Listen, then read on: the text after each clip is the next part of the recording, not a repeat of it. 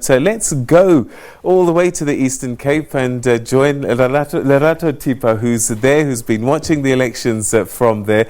Lerato, thanks very much for joining us. And this is a strong ANC province. Have people started celebrating already?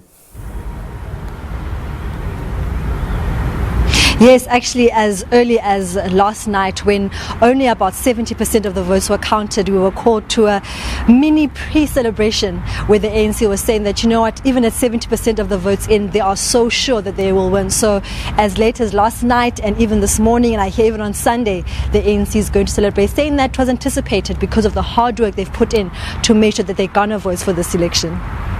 All right, so what is the position in terms of the final tallies?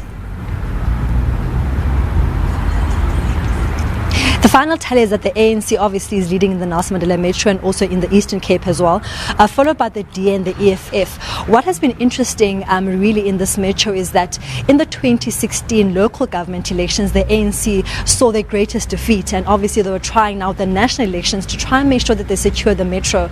They have gone up when you compare them to 2016, but then when you compare them to 2014, they actually have dropped by 2%. They were at 48% in 2014, but now at 46%. So it is a victory in some sort of way, but also not a victory because in terms of the national vote, they've lost 2%. The DA, we spoke to the DA and they were saying that they've also dropped in the Nelson Mandela Metro, saying that they wanted obviously more votes, but saying that overall they're happy with how things have turned out.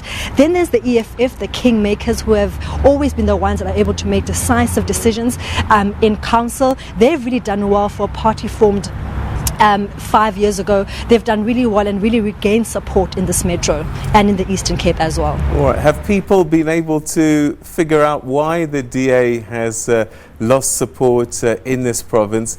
Was it all the infighting at local government level? Was it white conservatives going to the Freedom Front Plus?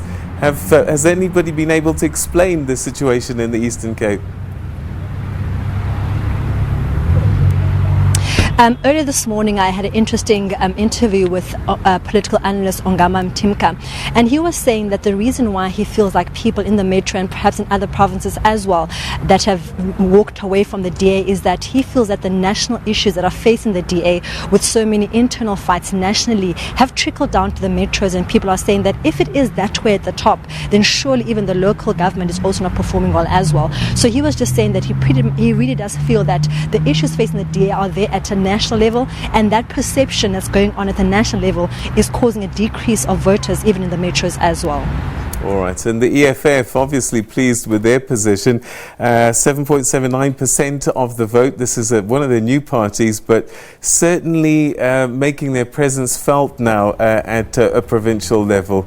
What have they been saying to you as the media?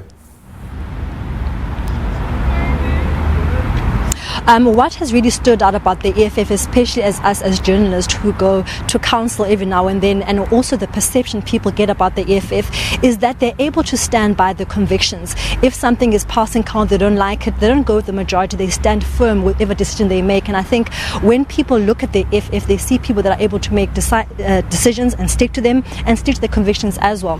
So they really obviously are happy. We spoke to EFF councillor Mr. Venn, and he was saying that, you know what, people in the shacks, young people, the middle class in the metro, overall he feels that the EFF is appealing to the wide variety of audiences in the Nelson Mandela Bay Metro, and that's why their votes have increased in the Eastern Cape and in the metro as well. All right, so Lerato, that's where we're going to leave it. Thanks very much indeed. That's Lerato Thipa, who's speaking to us from Port Elizabeth, Nelson Mandela Bay Metro, where of course the challenges at local government level played out. Athol Trollip was mayor for a time, and then there was a shake-up as people swapped floors, crossed floors.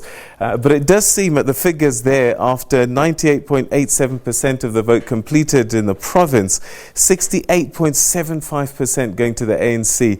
One then would have asked the question, if the local government elections were run now, might the ANC actually get a majority, despite their poor showing at the local government elections a little bit earlier on?